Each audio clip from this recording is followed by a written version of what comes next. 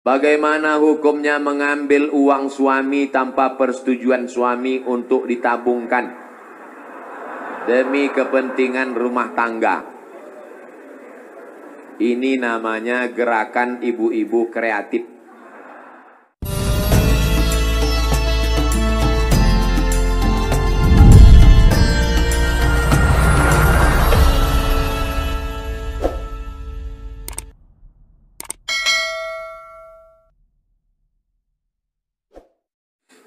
Seringkali teman yang berbeda agama mengucapkan selamat ketika Idul Fitri. Bagaimana sikap kita untuk membalas hal seperti ini agar tidak dicap sebagai kelompok yang sempit dan fanatik buta? Sampaikan ke dia, brother, kau saudaraku satu bangsa dan setanah air.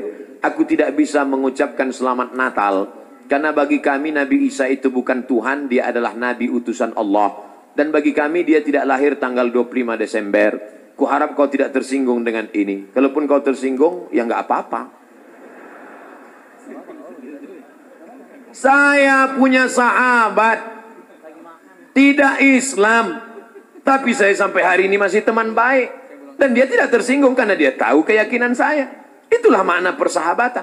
Persahabatan itu seperti kepompong. Berawal dari ulat menjadi kupu-kupu. Persahabatan itu kan saling memahami, saling mengerti. Bukan kita mengorbankan akidah kita. Bukan berarti dia ucapkan Idul Fitri 1 Syawal, mohon maaf zahir dan batin, lalu kita balas dengan ucapan yang sama. Tapi di hari baik, di hari yang lain, saya tetap datang bersilaturahim. Saya tetap datang berkunjung ke rumahnya. Dia beri saya minuman kaleng. Dia tahu dalam akidah saya, makan bekas makanan yang tidak halal tidak boleh. Dia kasih saya kue kotak. Dia kasih saya minuman kaleng. Kami saling menjaga sampai hari ini. Bukan berarti saya tidak punya kawan beda agama. Semoga Ustadz selalu sehat. Amin. Diberkahi. Amin. Dirahmati. Amin. Mohon motivasi. Insya Allah. Pemuda yang berhijrah terkadang merasa putus asa karena selalu teringat dosa di masa lalu. Kalau kau masih ingat dosa, alhamdulillah. Yang khawatir justru kau nggak ingat dosa. Setelah hijrah kau merasa sudah menjadi penghuni surga, yang lain masuk neraka. Setelah hijrah, bapaknya masuk neraka, emaknya masuk neraka. Yang masuk surga cuma dia, istrinya, sama gurunya. Di kaplingnya surga itu. Memang dia panitia akhirat. Orang yang diterima taubatnya, ketika dia mengenang dosa-dosanya di masa lalu, maka hatinya hancur lebur, air mata tak tertahan menetes. Itu orang yang taubat nasuha. Ini sekarang punya banyak juga yang hijrah ini. Ustadz, saya ini dulu nakal. Kartu kuning sudah datang. Banyak juga saya ketemu orang yang sudah hijrah taubat. Apa kata dia? Ustadz, saya ini semua minuman sudah saya minum. Semua perempuan sudah saya rasa. Dari Afrika sampai Eropa. Ente taubat apa bangga? Dosa kok bangga? Ini yang taubatnya diterima Allah SWT. Rasa takut kepada Allah. Apa tujuan puasa 30 hari? Ya ayyuhalladzina amanu kutiba alaikumusyamu kama kutiba alal ladzina min qablikum la'allakum takut. Baik engkau saudaraku, engkau sudah punya rasa takut dalam hati. Dengan bekal takut inilah engkau akan masuk ke dalam surga Allah Subhanahu wa taala. Ada orang minta jasadnya dibakar, abunya di laut, dihanyutkan. Kenapa? Karena dia takut. Sebelum zaman Nabi Muhammad SAW, karena dia takut kepada Allah. Kata Allah SWT, karena dia takut kepada aku, masukkan dia ke dalam surga aku. Makanya di antara doa, Allahumma qasim lana min khasyatika ma tahulu bainana wa baina ma'asik. Tanamkan rasa takut ke dalam hati kami. Sehingga dengan rasa takut itu kami tidak jadi melakukan perbuatan dosa. Pak Ustadz, tadi saya ke mall. Terus, tiba-tiba datang cewek ngasih nomor. Dia ngajak saya jalan. Terus, tiba-tiba datang rasa takut saya, Pak Ustadz. Akhirnya saya nggak jadi jalan. Takut sama siapa? Sama suaminya.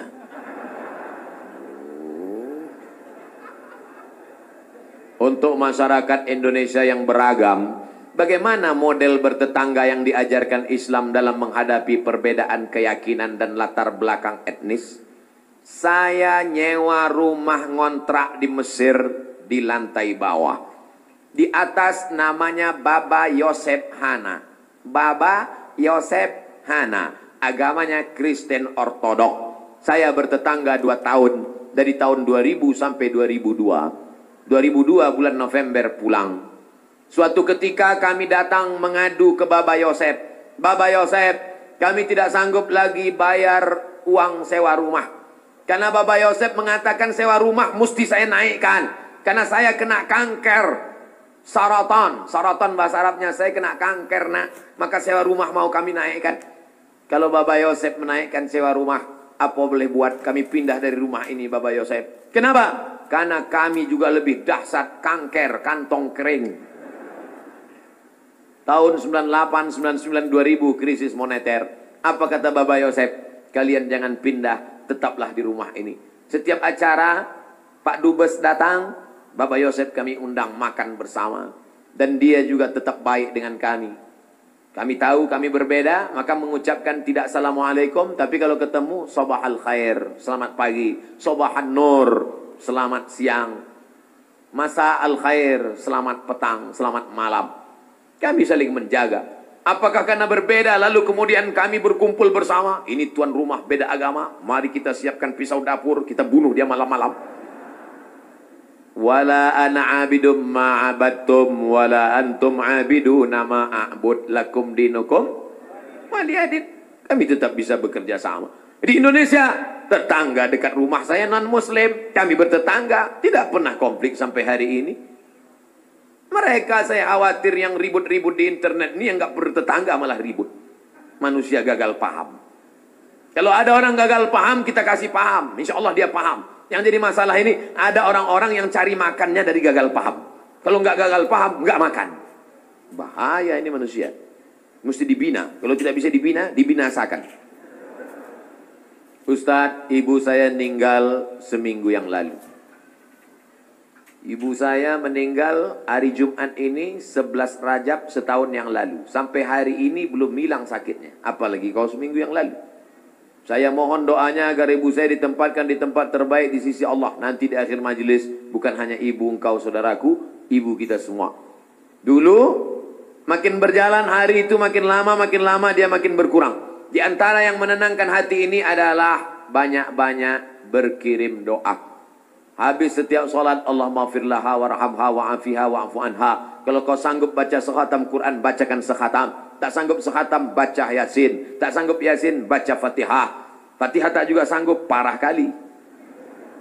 Habis itu pula kalau kau ada duit gaji sedekah, belikan beras 10 kilo, sarden, ikan, kumpul, masukkan ke kresek, serahkan ke anak yatim. Sebutkan, ni anak yatim tolong doakan almarhumah ibu saya. Di mana dulu tempat dia solat, kau buka sajadah solat kau di situ. Menenangkan hati. Wasta'inu bis sabri wassalah. Mintalah tolong kepada Allah dengan sabar dan salat. Saya tahu. Man lam yadhuq, lam ya'rif man lam yadhuq. Orang yang tak meninggal ibunya, tak dapat dia merasakan bagaimana sakitnya kehilangan. Oleh sebab itu maka, yang masih ada ibunya, pulang dari sini, kau belikan makanan kesukaannya, datang ke rumahnya, cium tangannya, suapkan makanan, peluk dia, cium keningnya, senangkan hatinya. Hanya itu yang dapat membuat kau bahagia. Kalau kau ingin rezekimu seperti rezeki raja-raja, perlakukan ayah ibumu seperti raja. Insya Allah semua kesulitan hidupmu akan diberikan Allah kelapangan. Insya Allah. Amin. Ya Rabbal Alamin. Sebelumnya mohon maaf Ustadz, pertanyaan ini keluar dari materi hari ini. Belakangan ini saya lihat banyak perkumpulan orang-orang atau komunitas mengaku Islam modern atau Islam yang bersatu dengan budaya. Bagaimana cara kita memandangnya agar kita tidak disebut musyrik dan diterima di kalangan masyarakat sebagai pecinta budaya daerah? Ini pertanyaannya umum. Kalau mau nanya ke saya masalah hukum fikih, sebutkan secara spesifik satu contoh kasus. Karena kalau cerita masalah budaya, maka saya pecinta budaya. Peci ini agama atau budaya? Budaya. Mana ada hadis Nabi, sahabat, tabi'in, Imam Syafi'i pakai peci? Ini budaya. Saya pakai budaya ini sekarang. Maka kemana-mana saya mau menunjukkan budaya. Ketika di Maroko pun waktu sidang S3 saya pakai. Saya mau menunjukkan saya orang Indonesia. Saya pakai batik. Batik itu budaya? Budaya. Apakah salah saya pakai peci dan batik? Tidak. Ada juga orang mengatakan jangan pakai batik gambar burung. Gak boleh dibawa sholat. Kenapa? Karena dalam burung itu ada tai. Gimana ceritanya? Saya yang bodoh apa dia yang pintar? Selama budaya itu tidak mengandung unsur kemusyrikan, merusak akidah, maka ada syarat dan ketentuan berlaku. Wala ana abidum ma'abattum wala antum abiduna ma'abud lakum dinukum waliyadin. Karpet ini agama atau budaya? Budaya. Karpet ini budaya. Masjid Nabawi yang asli nggak ada karpetnya. Ini berapa kali budaya. Ini lagi membuat bunga-bunganya. Ini budaya semua nih. Bunganya mati lagi. Oleh sebab itu maka bahkan masjid kita pun banyak budaya. Ini bangunan melengkung di tengah. Tiang melengkung di tengah disebut dengan kubah. Kubah itu budaya dari Bizantium, Romawi. Makanya bangunan-bangunan Romawi, coba tengok gereja-gereja ortodok di Moskow pakai kubah. Orang yang tidak ngerti dia tengok, loh kok ada masjid di Moskow? Padahal itu katedral. Bangunan itu adalah budaya Eropa, budaya Bizantium, budaya Romawi kuno. Diambil, maka tidak jadi masalah karena tidak terkait dengan akidah. Begitu juga dengan tiang menara masjid, itu bukan agama, itu budaya. Karena dulu di Mesir ada namanya tiang tinggi tempat api di tepi laut, supaya para nelayan kalau tengah malam jangan sampai kapalnya nabrak ke pantai. Maka disebutlah tempat itu mercusuar, sehingga di tengah malam dia ngelihat. Waktu itu belum ada GPRS. Maka dia lihat, oh kita udah dekat di tepi pantai, maka layar mesti diarahkan ke melawan angin supaya kapal tidak laju, supaya tidak kencang. Lalu kemudian ketika orang Islam melihat ada menara tinggi, apinya dibuang, muazzinnya naik ke atas. Allahu Akbar, Allahu Akbar. Sekarang muazzinnya di bawah, mikrofonnya ke atas. Sound systemnya di atas. Sekarang nggak ada lagi kabel, wireless. Ini semuanya budaya. Selama budaya itu tidak merusak akidah, maka boleh. Yang nggak boleh itu budaya celana pendek. Kenapa? Karena melanggar syariat Islam. Nampak pangkal paha dan lutut. Tidak sah salat. Selama budaya tidak melanggar akidah, maka dia boleh dilaksanakan. Budaya itu apa Pak Ustaz? Hasil cipta karya karsa manusia. Yang tidak ada wahyu di dalamnya. Pak Ustaz, saya mau tanya kenapa hati saya selalu gelisah. Padahal saya sudah perbanyak istighfar. Tolong masukannya. Semoga Pak Ustaz selalu dilindungi Allah Subhanahu wa taala. Di mana letak gelisah itu? Di dada sebelah kiri. Nama tempatnya jantung. Tapi ada yang bilang hati Pak Ustaz. Kombinasikan aja dua. Jantung hatiku. Berdegup dan berdetak di sebelah kiri. Coba rasakan. Bagi yang tak merasakan, lapor ke panitia. Kain kapan sudah siap.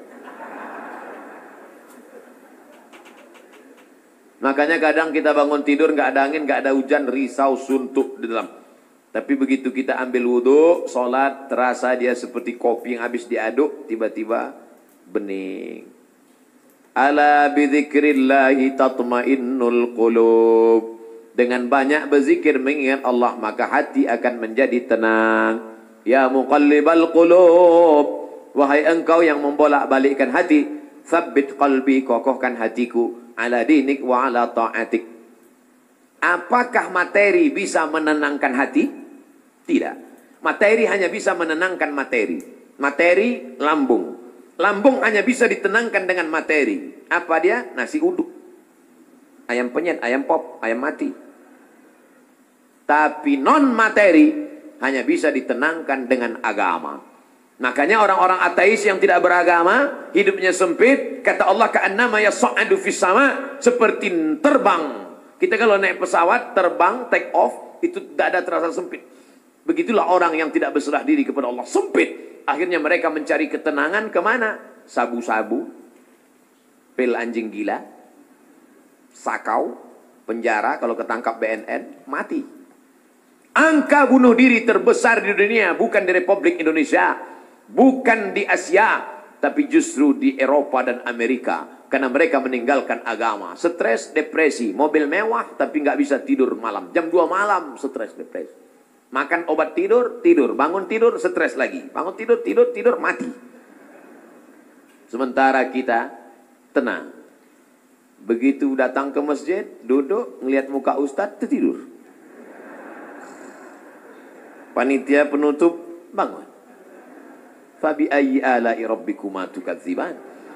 Nikmat tidur apalagi yang kau dustakan? Orang barat setengah mati makan pil tidur supaya bisa tidur. Nama penyakitnya insomnia. Orang kita baru ngelihat. Berikut ini mari kita dengarkan tausiah. Demikianlah tausiah ini saya sampaikan. Kurang apa lagi? Maka kalau ada teman di sebelah tidur, biarkan. Dia sedang mensyukuri nikmat Allah Subhanahu wa taala.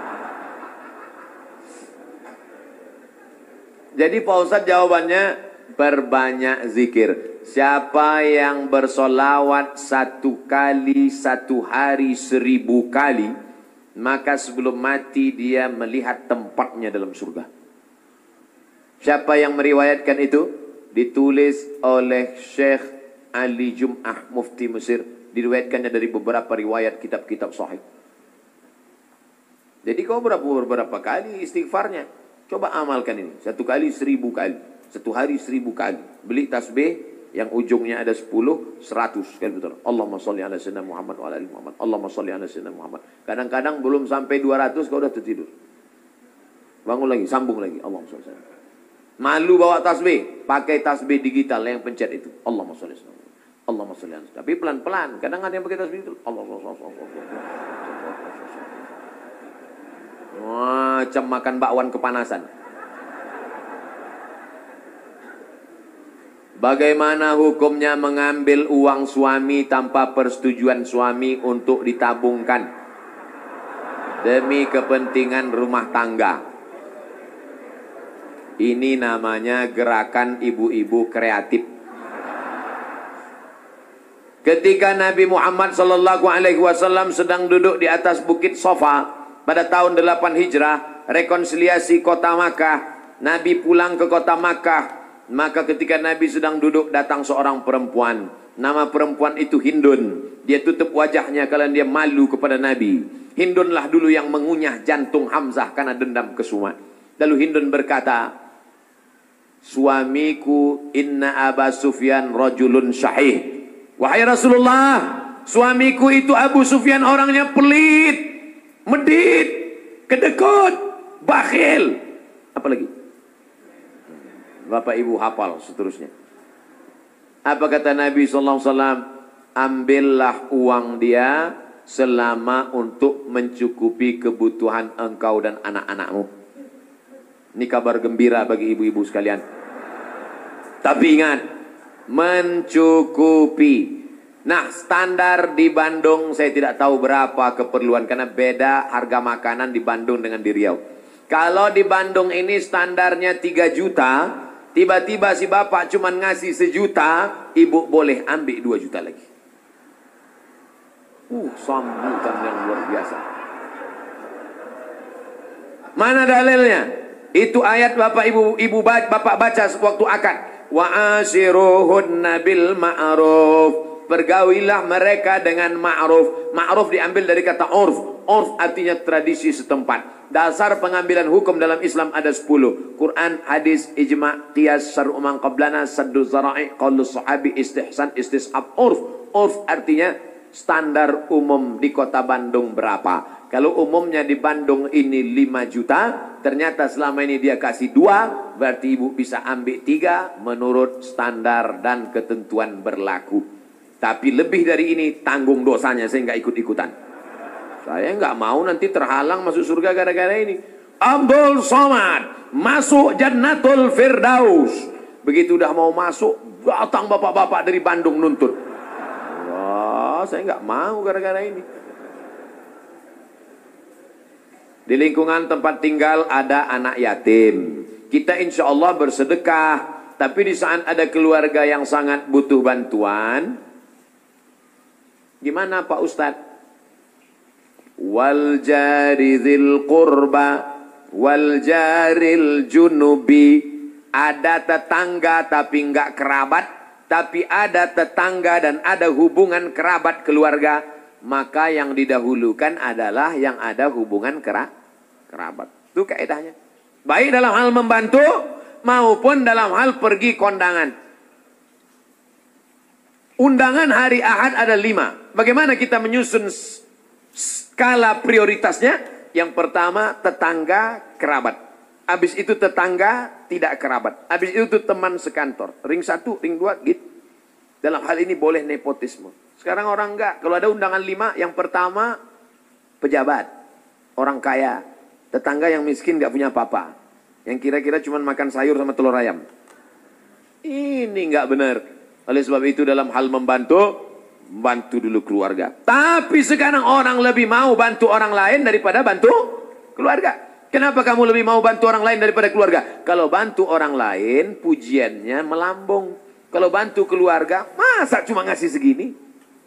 Oleh sebab itu maka setiap keluarga membantu keluarganya, skala prioritas, tapi setelah itu tetap membantu fakir miskin, anak yatim. Ara'aitalladzi yukadzibu biddin? Tahukah kamu siapa itu orang yang mendustakan agama? Orang yang mendustakan agama bukan orang sekuler liberal.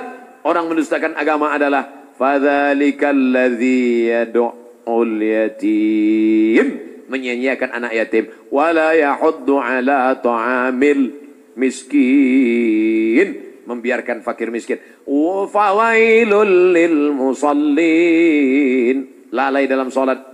Alladzina hum an salatihim sahun, alladzina hum yura'un, riya, wa yamna'unal ma'un, melarang orang berbuat baik, tolong menolong. 5 ini mudah-mudahan kita tidak termasuk dalam pendusta agama. Ustadz, tolong doakan muslim saudara kita di India. Itulah senjata kita terakhir. Kalau ada lembaga-lembaga yang terpercaya memberikan dana, maka kirimkan dana untuk membantu rumah mereka yang yang terbakar, saudara mereka yang terkapar, rumah mereka yang hancur, sumur bor, sekolah anak-anak pengungsi. Dulu Suriah, Palestina, Bosnia Herzegovina, Uighur, Rohingya. Coba perhatikan. Palestina, Bosnia Herzegovina dibantai oleh Slobodan Milosevic, Ali Izzet Begovic, Hanbis presidennya, matang Uighur, datang Rohingya, sekarang India. Walaupun berbeda-beda tempat, tapi substansi maknanya sama. Mengapa mereka disiksa? Pertama, karena mereka lahir dalam keadaan la ilaha illallah Muhammadur Rasulullah. Yang kedua, karena mereka minoritas. Di mana-mana kalau kita minoritas, habis kita dibantai. Tapi kalau kita mayoritas, maka kita selalu menjaga kedamaian, keselamatan. Karena kita adalah agama Islam. Islam berasal dari kata salam. Salam artinya damai. Maka insya Allah, kalau kita menjadi mayoritas, maka saudara-saudara kita yang minoritas akan terjaga dalam kedamaian insya Allah. Amin.